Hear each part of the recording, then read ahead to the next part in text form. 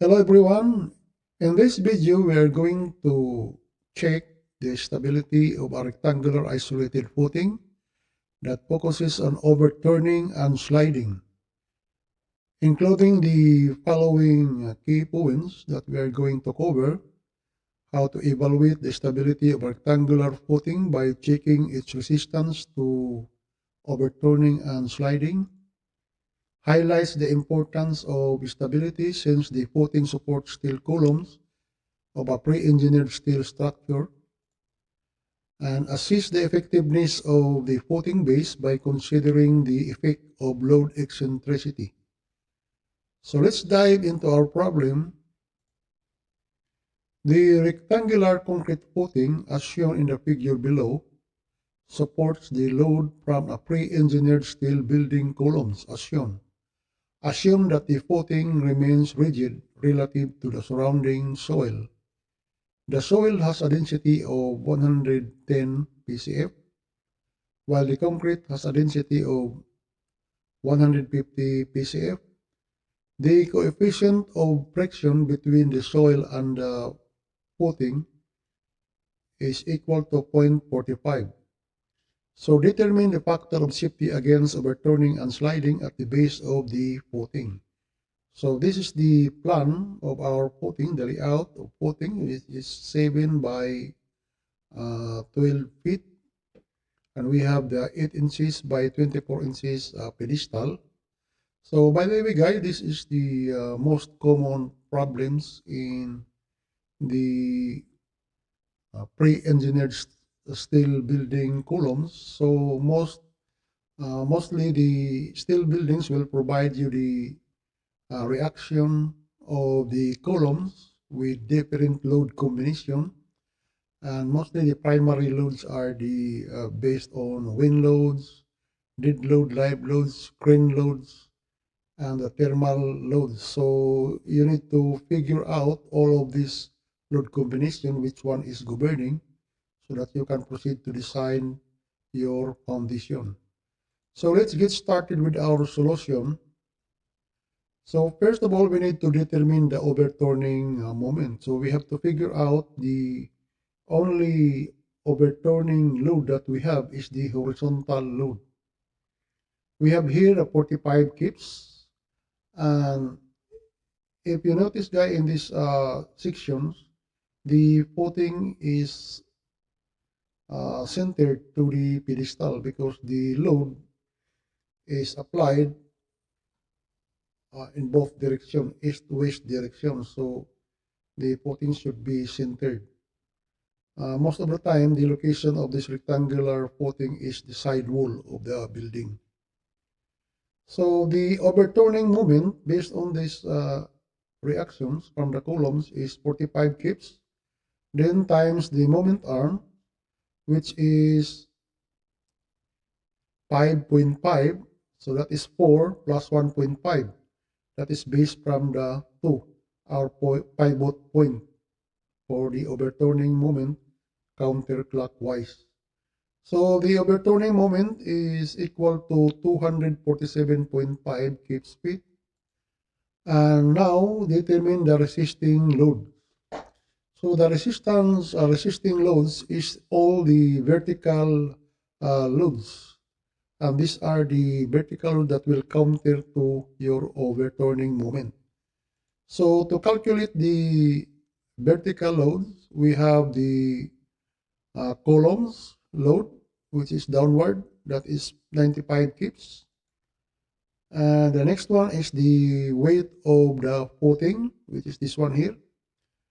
7 times 12 times 1.5 times 150 PSF. And that is equal to 18,900 pounds or 18.9 kips.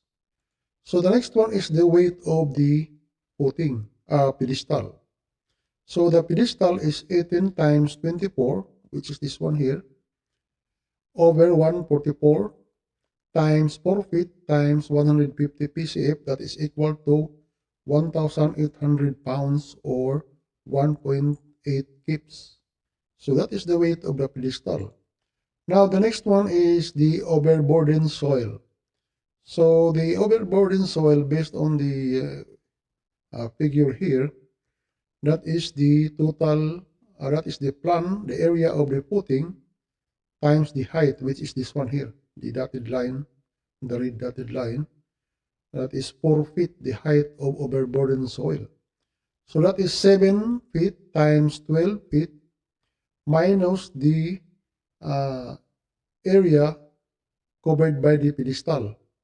That is 18 by 24. We have to deduct this because it is already considered previously. Here we have already considered that pedestal weight.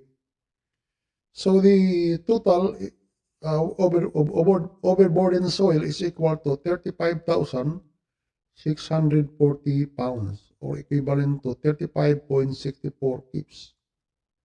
So the total vertical resisting load R is equal to 95 kips plus 18.9 plus 1.8, and that is from the pedestal, plus 35.64 kips due to the overburden soil. That is equal to 151.34 kips. So that is the total vertical resisting load.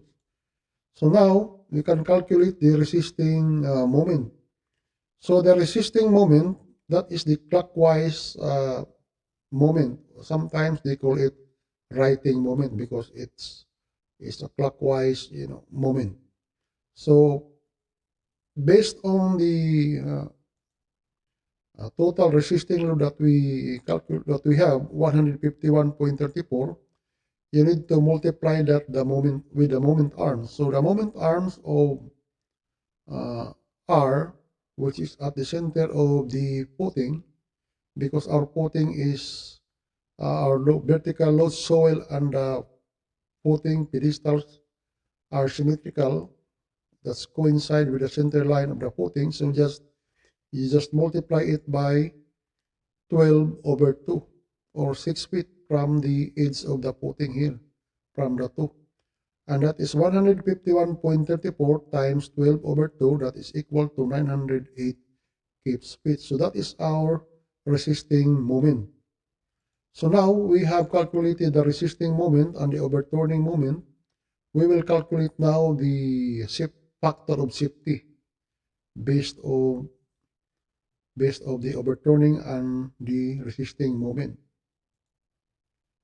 So for the overturning moment, we will just divide the writing moment, the resisting moment, over the overturning moment, which is equal to 908 over 247.5, and that is equal to 3.7. So this is our factor of safety, which is greater than by 1.5. So normally, the 1.5 or 2, that is the normal factor of safety based on the design criteria. So from other projects, we use 2. So it depends on the project. Now the next one is the factor of safety against the sliding. By the way, guys, if the writing moment is less than overturning, the tendency, the footing will tend to overturn at the pivot point with respect to here at the top. So that's why you need to, if the overturning does not satisfy with the criteria of 1.5, you need to increase the footing size, or maybe you can increase the depth in order to counter the overturning moment. That is the normally I did in the design of footing. So the next one is factor of safety against the sliding, which is this one here. So for the sliding, factor of safety against sliding, that is the F over H. F is the frictional resisting force, and that is the frictional resisting force F at the base of the footing. So to calculate the frictional resisting force, that is equal to mu R, or equal to coefficient of friction times the vertical load, the total vertical load. And that is equal to 0.45 times 151.34, or 68.1 kips. So that is our resisting load here. So the lateral loads of the from the columns, we have the H is equal to 45 kips.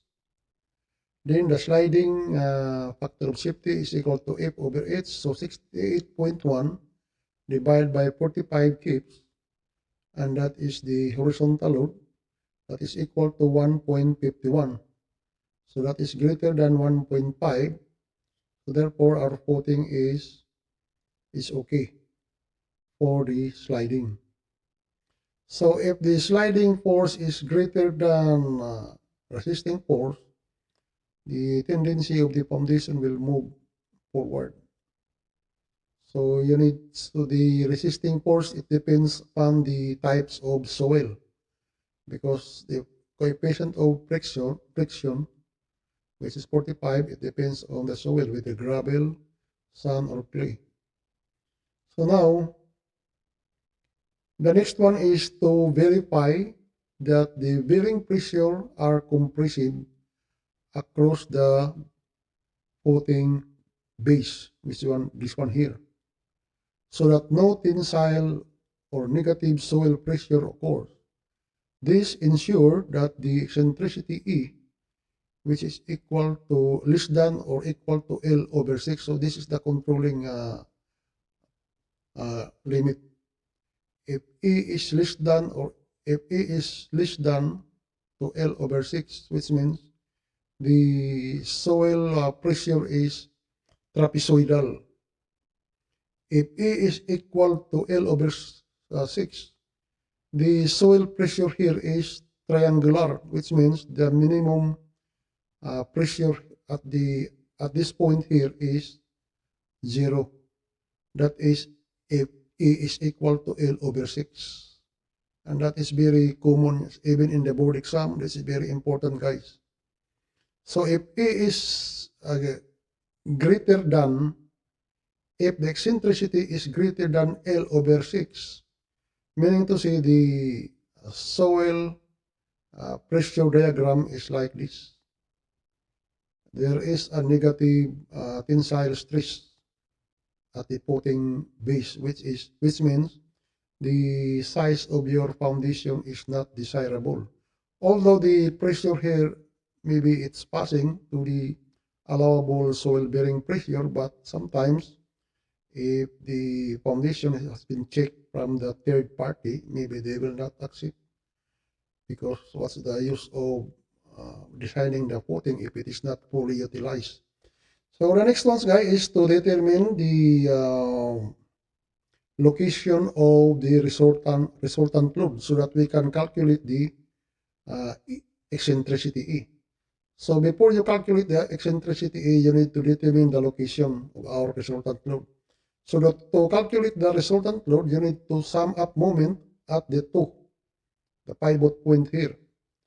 So we have the minus R times X, because with respect to this point, R is counterclockwise, so negative, plus Rm. Rm is positive, clockwise.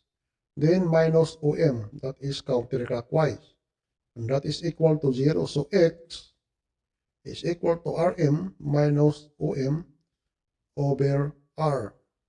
I just show this equation, guys, because sometimes somebody are asking where can they find this equation from the code. Actually, this is from the statics equation, by just summing up moment of the two. So X is equal to 908 kips feet minus 247.5. That is the overturning, all over 151.34. And that is X is equal to 4.36. So that is the location of our resultant load here from the edge of the footing. So now we have determined the location of resultant load. So the eccentricity E is just equal to L over 6 minus X.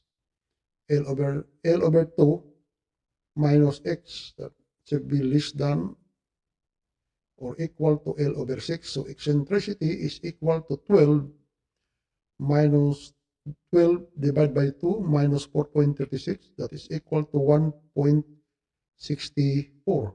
That is less than by 2 feet, 12 by 6.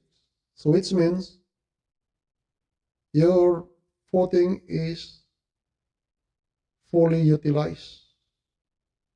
The pressure diagram is trapezoidal. So if the eccentricity is equal to L over 6, your minimum pressure at this point is 0. However, if your eccentricity is greater than by L over 6, so the pressure diagram is like this one here. There is a negative tensile stress there in that at this portion. So that's all, guys. That's the end of our video. Thank you very much, and don't forget to like or subscribe so that you'll be updated for the next upload. See you next time. Bye bye.